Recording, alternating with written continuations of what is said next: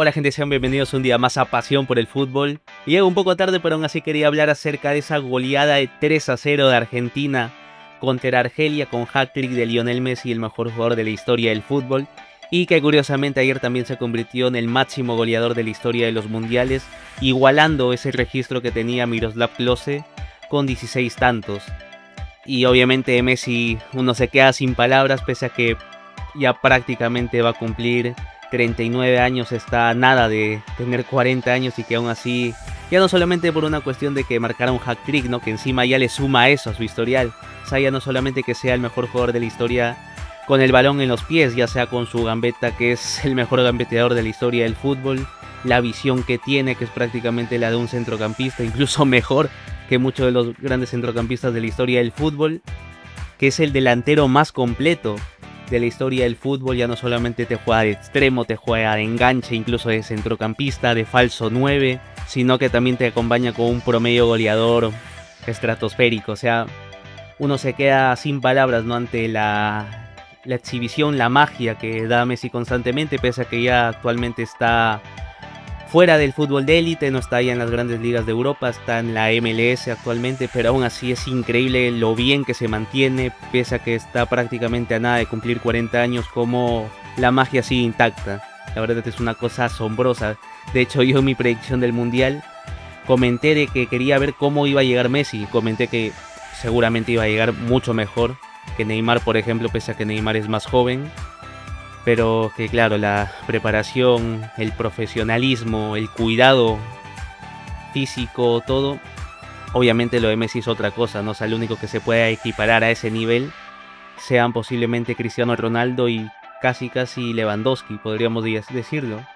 Pero claro, como yo al menos no estoy habituado a ver a Messi en la MLS en Estados Unidos, pues para mí era un poco una incógnita, ¿no? Pese a que sí, obviamente se habían jugado eliminatorias para clasificación del Mundial, la Copa América que fue en 2024, pero aún así uno no tiene un registro como lo teníamos habitualmente, ¿no? Sobre todo cuando jugaba en el Barça, incluso en el PSG, aunque ya, al menos por parte mía, lo dejé ver bastante, la verdad, salvo esos partidos de Champions, pero aún así, o sea, lo de este jugador es que es inigualable, ¿no? Como con prácticamente 40 años sigue dando clases de cómo jugar al fútbol con la calidad de un enganche, o sea, la visión que tiene encima, como digo, no acompañándolo con un hat trick.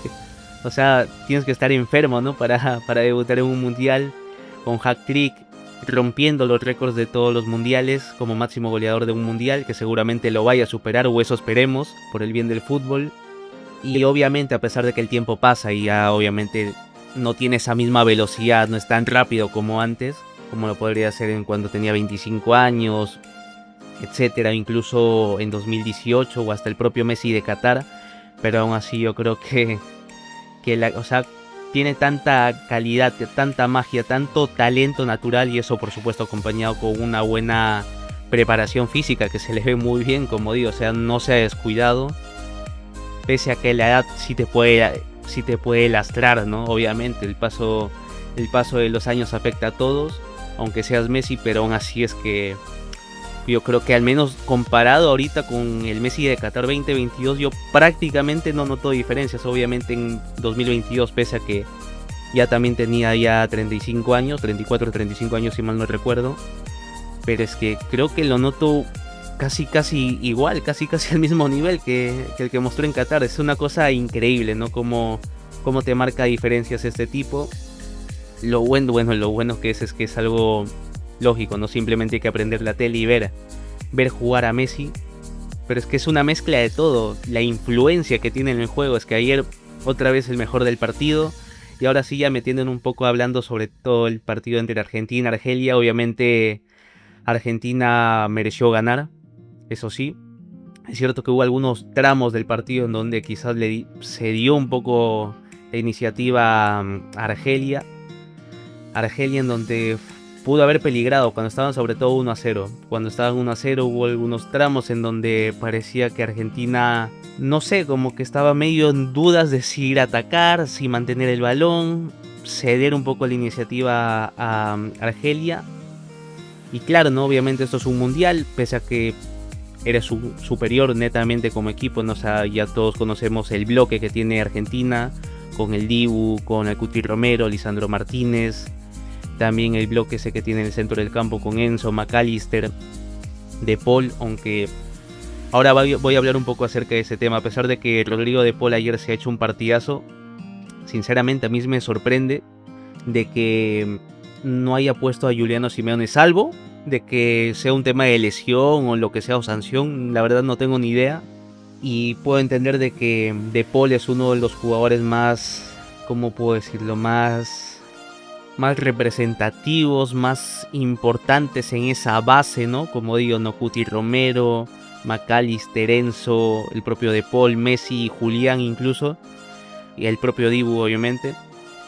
Me sorprende que para esa función de volante en un 4-4-2 como vimos ayer de Argentina, que era claramente es un 4-4-2, incluso otros momentos si quieres puede ser un 4-3-1-2, pero es un 4-4-2 en realidad, con Almada en el costado izquierdo, Enzo, McAllister en la base, en el medio básicamente, y De Paul haciendo como de volante por la derecha en 4-4-2. A mí me sorprende que, salvo que sea un tema de lesión, sanción, lo que sea, que Juliano Simeone no esté por delante de Rodrigo De Paul, porque es cierto que De Paul le ha dado mucho a Scaloni, ¿no? A esta Argentina de Scaloni, desde la Copa América de 2019, pese a que no la ganaron en aquella ocasión, llegaron a semis y perdieron contra Brasil. Y obviamente ha sido muy importante para ese proceso de Scaloni con Argentina, en el Mundial obviamente, en la Copa América que ganaron en 2021, por supuesto en esa última Copa América 2024. Y obviamente es un jugador, entiendo que es muy importante para la estructura de Scaloni, pero para esa función de 4-4-2, y repito, pese a que ayer ha hecho un muy buen partido el Rodrigo De Paul, sí ha hecho un muy buen partido en esa función de volante, a veces también metiéndose al medio, un poco dinámico se puede decir, es un 4-4-2, no ha sido tampoco un 4-4-2 muy fijo, a veces intercambian, se pasa para el medio, pero creo que todos entendemos cuál es la función esa de volante.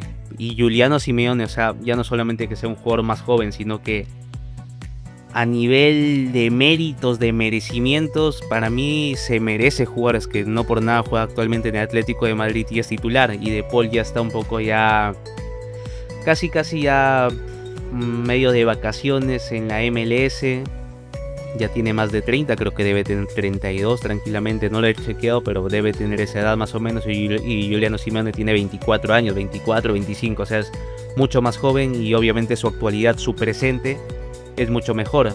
Y hablando seriamente, para esa función de 4-4-2 sobre todo, claro, una Argelia ayer por su postura, ¿no? Que a veces tampoco te iba a presionar demasiado alto, era medio que a veces te había sido una presión un poco intermedia para disputarte en la media cancha, pero tampoco te iba a presionar a zonas del arquero, las defensas.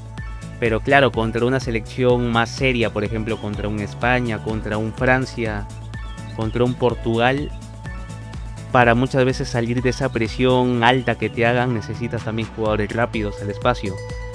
Y sinceramente me sorprendió también ayer ya no solamente esta titularidad de De Paul, sino también la de Lautaro Martínez, porque justamente en Qatar es cierto que se estaba De Paul de titular, pero por ejemplo Julián, sí es cierto, son delanteros, tanto Lautaro como Julián, pero no son de las mismas características. Lautaro es más 9, Julián es más un Suárez, un Villa, más o menos ese tipo de jugador.